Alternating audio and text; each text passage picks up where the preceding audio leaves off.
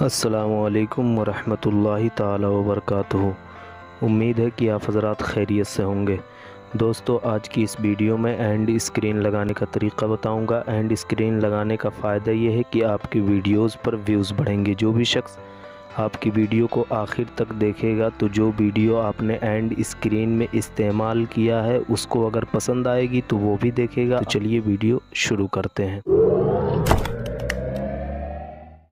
سب سے پہلے ہم کروم براؤزر اوپن کر لیتے ہیں۔ یہاں آپ کو لکھنا ہے youtube.com۔ یہ 3 ڈاٹ کا آپشن جو آپ کونے میں دیکھ رہے ہیں اس پہ کلک کرنا ہے۔ کلک کرنے کے بعد ڈیسک ٹاپ سائٹ پہ اس کو کھول لینا۔ اپنے چینل کو یہاں سے آپ لاگ ان کر لیجئے گا۔ یہ آپ یہاں پہ اپنے چینل کا لوگو دیکھیں گے، اس پہ کلک کرنا ہے۔ کلک کرنے کے بعد یور چینل پہ کلک کرنا ہے۔ کلک کرنے کے بعد یہاں کسٹمائز چینل اور مینیج ویڈیو کا آپشن دے رہا ہے تو کسٹمائز چینل پہ کلک کر دینا ہے۔ اب بالکل یہاں دیکھ رہے ہوں گے، یہاں پر میں زوم کر دیتا ہوں۔ یہ جو آپشن ویڈیو والا دکھ رہا ہے اس پہ ہمیں کلک کرنا ہے۔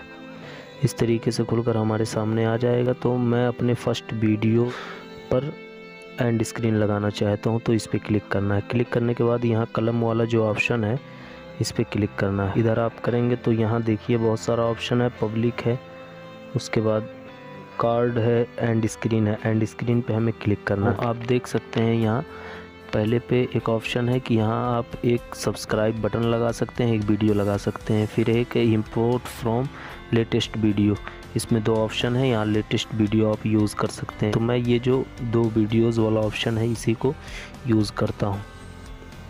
یہاں اوپر لے جا کے میں سیٹ کر لوں گا۔ سیٹ کرنے کے بعد چوز والا جو آپشن ہے اس پہ کلک کرنا ہے۔ یہاں سے ایک ویڈیو میں ایڈ کر لیتا ہوں۔ چوز والے آپشن پہ جانا ہے،